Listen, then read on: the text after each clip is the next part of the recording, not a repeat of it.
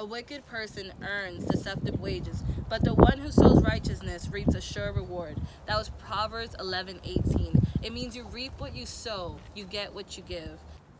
Think cause and effect. Cause is the reason why something is happening, and effect is what's happening because of the cause. How many people do you know do things and then they don't like the outcome? Why do people do things without thinking about the consequences? People lie, cheat, and steal, right? Or they just put negativity into the world.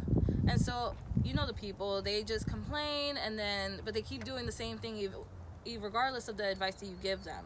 And so I have a friend named Janet, and my friend Janet, I've known her for a couple of years. When I met her, I became her cover because I was the model friend. Her parents loved me, and so what happened is every time she went out with her other friends, her cool friends, she would tell me, "Hey, if my mom asks you, please tell her that I'm with you." And I went along with it because I didn't think otherwise. Like, I wasn't thinking, what if something bad happened to her? And so she would get caught, and then they would be like, "Oh, we can't trust you, you're grounded." So the cause was that she was lying to go have fun because her parents sheltered her a lot, and the effect was that she got caught, and then she was grounded for the majority of her high school career. And the lies didn't stop there. When she got older, she got into a relationship with this guy, and then I was still her cover because she couldn't smoke, she couldn't do all the certain things that she wanted to do, she couldn't go out and party, and so she used me as a cover. Only that this time her boyfriend decided, "Oh, well, you're lying to me, or you're doing these things with this girl, so you need to cut her off. You can't be friends with her, because if you are friends with her, I'm not going to stay with you." So she was put in a situation where now she's being controlled, and I was cut off. And so I didn't want to be a part of this anyways, and I was tired of being a cover-up. And so the cause was that she was lying again, and the effect was that I was cut off, and the friendship kind of ended for a while. A couple years later, when the relationship ended up finishing because they couldn't resolve their differences, she started dating some other guy, and we became friends again because this guy allows her to do whatever she wants, and he's happy, she's happy. And so now the lies were that, like, she was still talking to her ex, she was still friends with his family, and so she would tell him little bits and pieces, "Oh, he's just a friend, oh, this and that." And then he would come to his barbershop. They're both hairstylists. She's a hairstylist, he's a barber. And so they kind of are in the same environment at all times, but they're not in the same location. So he would come to his barbershop, the ex, and so then he started talking about Janet, like saying things like about how they still talk and how he's still paying her bills, or she's paying his bills. They're still connected. And so, of course, her current boyfriend was mad because it was deceptive, it was a lie. And so he was like, "Well, you need to cut off everybody." And so she lost a couple friends along the way, but she ended up cutting off the people who were making her relationship worse.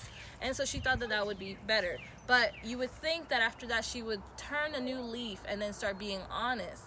But it continues, the lies, and they never stop. And so now she's lying about whether she has a job lined up for her. And so there was a little mix up, and the job that she was supposed to get, that job was then given to a different Janet. And so there was a mix up, and she didn't explain that to him the right way, and she tells me a different story, of course, and then she tells him something different, and then I'm not allowed to discuss it around him. That's how I kind of catch on to her lying. And so I always tell her, you should just be honest. He's gonna love you regardless. If he really wants to be with you, he will understand. People understand so many things, and people don't give them enough credit for that.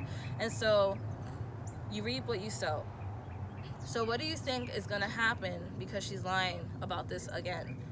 And there's so much tension about money issues in their relationship as it is. And so I'm just hoping for the best. I'm hoping that she comes clean, and I'm hoping that she is honest and she's able to save herself from this one again. Alright, so now we're going to find out why people do these things. More specifically, we're going to find out why people lie. Well, according to David Lee on Psychology Today, people lie for the following 6 reasons. So he narrowed it down to 6 reasons. So number 1 is the lie matters to them. Okay? And then 2, telling the truth feels like giving up control.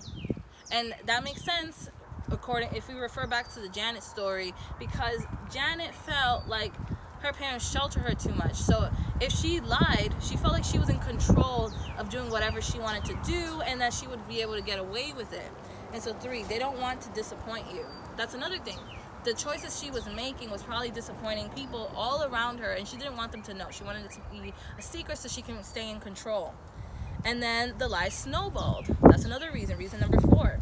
And so the lies, they always get bigger and bigger and bigger, and then they become an avalanche, and they snowball, and they just crash into the thing, and then your whole life's crashing down, and you don't know what to do.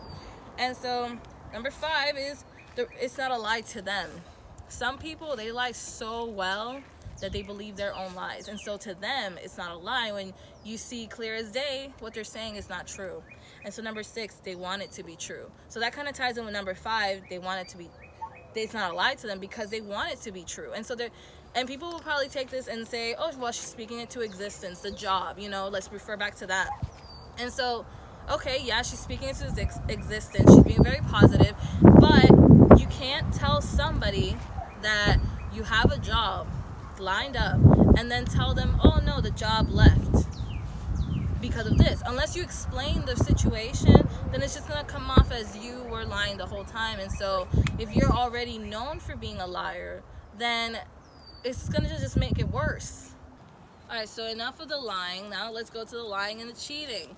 So I have another story about my friend Malik. Now my friend Malik, let's say he was actually going in a straight line to success, right? He was going up there. He was doing great in school. He was in JRTC. He was doing track. He had a scholarship for college to run track for the JRTC team. That was game changing because he has a past. His father was in jail. He had a lot of criminal history.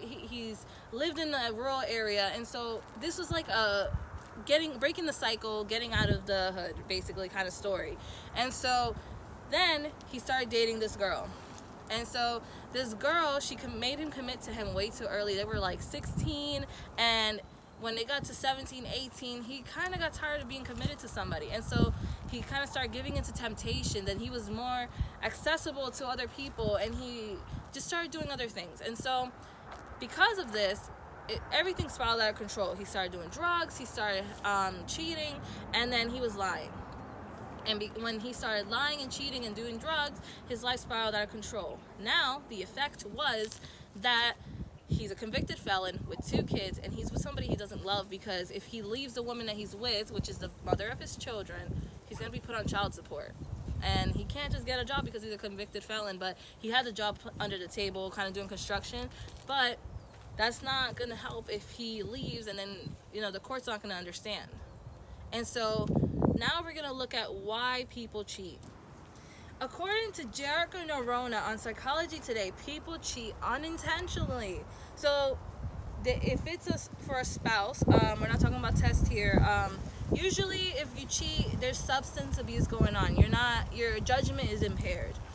And then there's access to an attractive person. So let's say this is a bar setting, or you're hanging out with people and you're drinking or smoking, and then there's cute people around you. You start checking people out.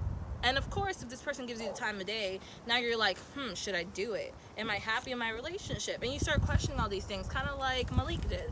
And so then this is where the third one comes on, and it's unhappy with self or the relationship. So let's say that we're unhappy in our relationship and with ourselves, and so then we start using substance, and so we're spiraling out of control, and then we see a cute person, and then boom, there you're already given the temptation of cheating.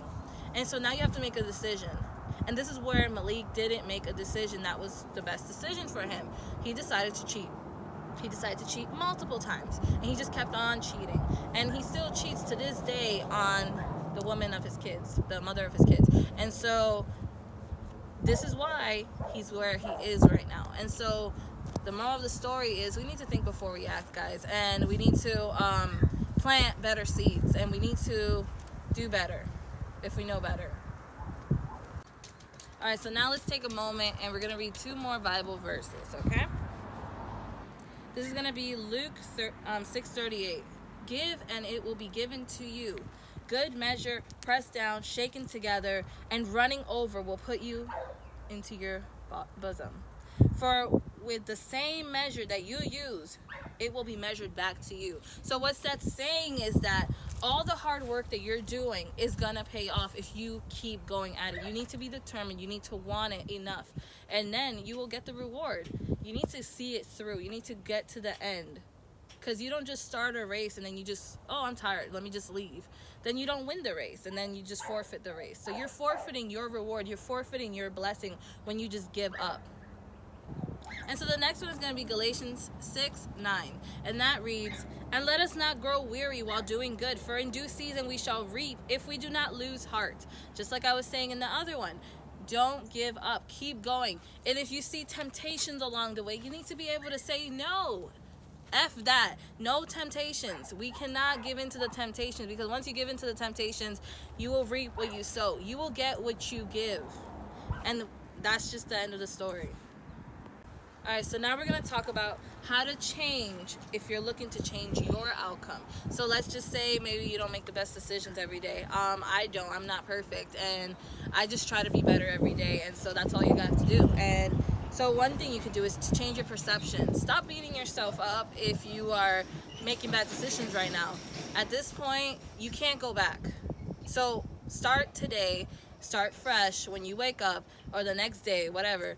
And just decide, I'm gonna do better today. And so every time you come across like making a decision, what you have to do is kind of like, okay, let's stop and think before you act. Vow to be honest, raw, and real. And so this is stuff that I kind of practice myself, and so it's a work in progress. It's going to take years, and you're going to kind of reflect on why you even did the things you did in the past, so that you don't repeat them. Because anything that you don't reflect on is bound to be repeated. That's why history gets repeated all the time, because people don't actually learn from what they went through. They don't actually learn the main lesson. And so there's always a lesson to every decision that you make, because it could be something simple, like you're running in the house. Don't run in the house. Why? So you keep running in the house because you don't want to know why you run in the house. And so you're running, and then you fall, and you scrape your knee, and then ouch, that hurts. You don't want to scrape your knee every time you run around the house. So guess what? We're going to stop running around the house, right? And another thing is, let's say you're baking. These are just simple examples. You're baking brownies, and it tells you to use 2 eggs, and you want to use 3 eggs because you don't want to put that last egg back in the fridge, because then it's bound to get broken. So you put 3 eggs, and guess what? Now you have cake-like brownies. You didn't follow the recipe, therefore you didn't follow the instructions, you didn't follow the process, and now you have a different outcome than what you expected. If you want a specific outcome, you need to follow the process of your outcome to see it through. In conclusion, putting out negativity in the world is just going to come back to you. Everything that goes around comes back around. You have the power to retrain your brain and reach your full potential. Thank you.